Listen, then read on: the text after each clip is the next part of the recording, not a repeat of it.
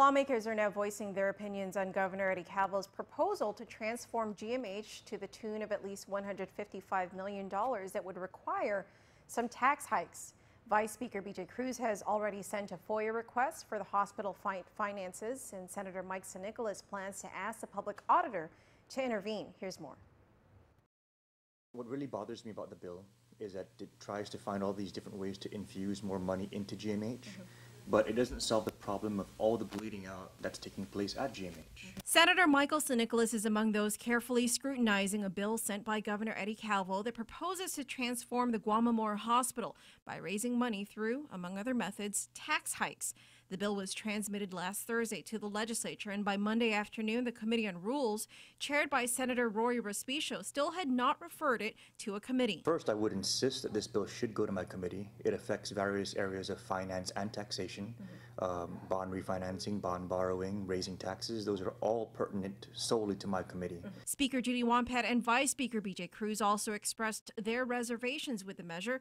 Speaker Wampat said she didn't support the creation or increase of taxes. Vice Speaker Cruz is doing his own investigation into GMH's finances, sending a Freedom of Information Act request to the hospital. Senator Nicholas, meanwhile, will be asking the public auditor to conduct an audit of GMH. And so what my office is already doing now is we're drafting letters to the public auditor to request an audit of, first, the schedule at which the billings for insurance companies is going out, and how many of these billings have actually been written off as being uncollectible because they went out so late to the insurance companies. The second thing that we're going to ask the public auditor to do is audit the Medicaid payouts to find out the schedule at which those payouts take place, who's getting paid first, who's getting paid last, and why.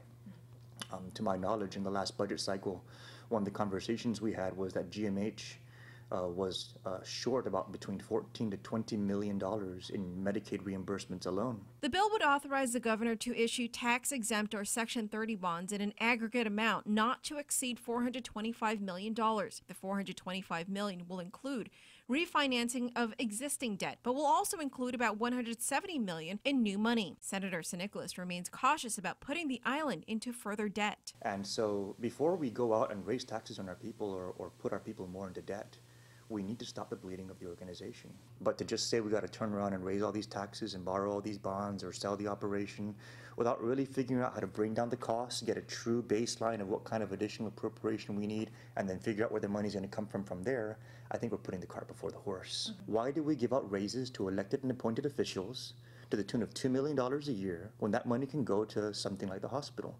And then from there we can backtrack all the other actions of the legislature, figure out where we've been giving additional financial commitments to areas that perhaps are not as much of a priority as the Guam Memorial Hospital. Back ourselves out of those commitments and focus our commitments where they need to be, and the hospital is clearly one of them.